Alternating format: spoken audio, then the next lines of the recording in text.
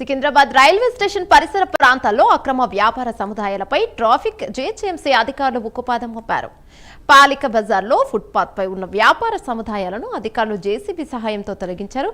ఫుట్పాత్లపై వ్యాపారం నిర్వహిస్తే ఎట్టి పరిస్థితుల్లో ఉపేక్షించేది లేదని హెచ్చరించారు. దీనిపై మరింత సమాచారం మా కరెస్పాండెంట్ అజీం అందిస్తారు. రైట్ అజీం, చెప్పండి.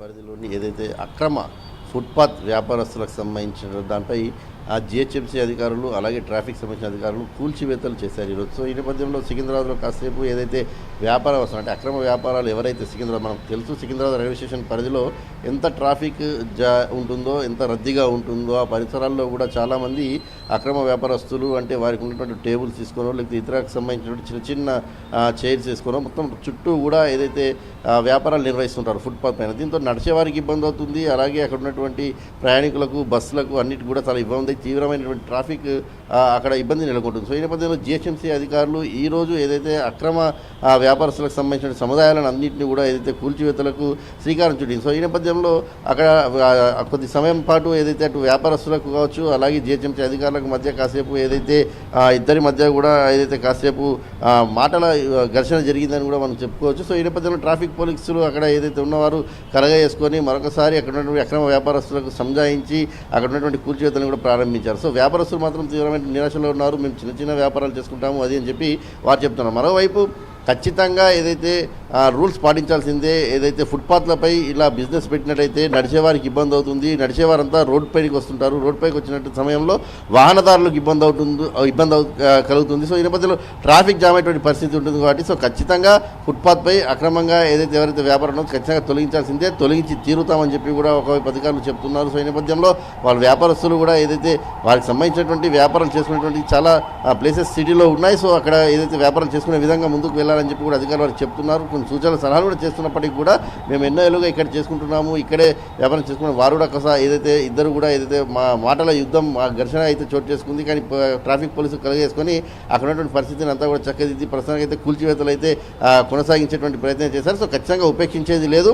ఫుట్పాత్లపై అక్రమ వ్యాపారాలు చేయడానికి లేదు, అది కేవలం ఫుట్పాత్పై నడవడానికే ఏదైతే అటు వెళ్ళేటువంటి నడచడానికే మాత్రమే అది ఉపయోగించాలి. సో ఈ నేపథ్యంలో ట్రాఫిక్ కూడా ఎందుకంటే సికింద్రాబాద్ పరిధిలో రైల్వే స్టేషన్ పరిధిలో ట్రాఫిక్ ఎక్కువగా ఉంటుంది. సో అందరూ కూడా అటు నుంచి ప్రయాణాలు ఎక్కువ చేస్తుంటారు, అటు రైల్వే స్టేషన్కి వస్తుంటారు. సో బస్ ఉంది, ఇమ్లీబండ్ బస్ స్టాండ్ ఉంది, సో దీనికి సంబంధించి అక్కడ రైతుఫైల్ బస్ స్టాండ్ ఉంది. సో ఇలా చూడైతే ఓవరాల్గా కూడా ట్రాఫిక్ ఎక్కువ ఉంటుంది కాబట్టి ఖచ్చితంగా వ్యాపారస్తులు అక్రమ వ్యాపారస్తులు కూడా అర్థం చేసుకోవాలని చెప్పి ట్రాఫిక్ పోలీసులు కూడా వారికి పూర్తి స్థాయిలో కూడా సంజాయించి అయితే మరొకసారి కూల్చేత అనేది కంటిన్యూ చేశారు. మరి ఈ పరిస్థితి ఇలాగే ఉంటుందా, కొనసాగుతుందా, మరి అధికారులు ఇదే రకమైనటువంటి తీరుని రోజు కూడా ఏదైతే చూసుకుంటూ ఖచ్చితంగా కూల్చేతల్ని కొనసాగిస్తారా అనేది చూడాల్సి ఉంటుంది. మరి వ్యాపారాల నుంచి వస్తున్న వ్యతిరేకతను ఎలా ప్రభుత్వం చూస్తుంది, జిహెచ్ఎంసీ అధికారులు చూస్తారు, మరి వారికి సంబంధించి ఏదైనా ఆల్టర్నేట్ ప్లేసెస్ చెప్పేటువంటి ప్రయత్నం కూడా చేస్తారా, మరి ఎలాంటి చర్యలు తీసుకుంటారా అనేది కూడా చూడాల్సి ఉంటుంది.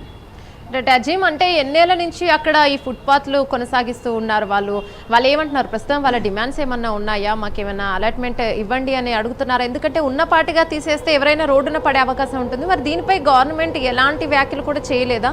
ఎలాంటి ప్రామిసెస్ అని ఏమైనా చేసిందా? వాళ్ళకి ముందుగా చెప్పడం ఏమైనా జరిగిందా, లేదంటే అకస్మాత్తుగా వచ్చి తొలగిస్తున్నారా?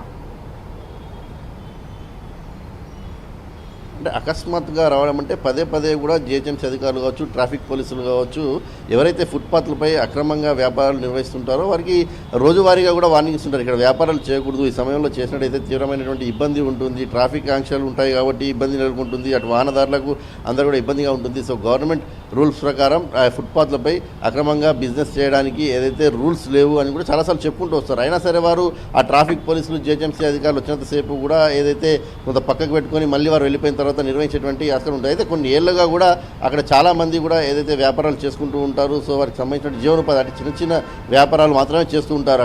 సంబంధించినటువంటి పూలు అమ్ముకోవడం, పళ్ళు అమ్ముకోవడం, అలాగే దీంతో పాటు ఏదైనా మొబైల్కి సంబంధించినటువంటి వస్తువులు అమ్ముకోవడం, ఇలాంటి చిన్న చిన్న వ్యాపారాలు మాత్రమే చేస్తూ ఉంటారు. కాబట్టి ఖచ్చితంగా వారికి ఉపాధి కోల్పోతాం, మాకు ఇక్కడ కాకపోతే ఇంకా ప్లేస్ లేదు, ఇక్కడే జనాలు ఎక్కువ వస్తుంటారు కాబట్టి మేము కూడా ఏదో మా పొట్టకుట్టి కోసం ఇక్కడ ఏదైతే ఈ వ్యాపారాలు చేసుకుంటుంటామని చెప్పి కూడా వారు వాపోయారు. అలాగే అక్కడ ఉన్నటువంటి అధికారులతో వారు ఏదైతే డిస్కషన్ కూడా దిగినటువంటి నేపథ్యంలో జిహెచ్ఎంసీ అధికారులు కాసేపు చెప్పేటువంటి ప్రయత్నం కూడా చేశారు వారికి.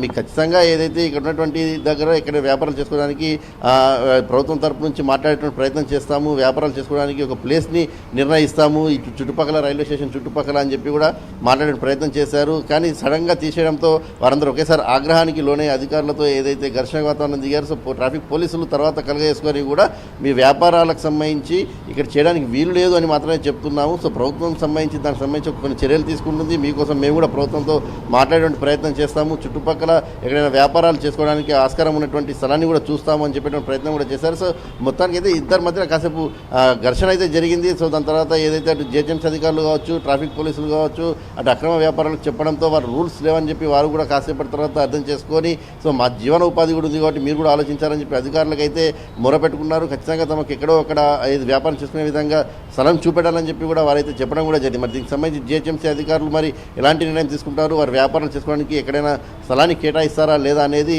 చూడాల్సి ఉంటుంది. Right, thank you Azim.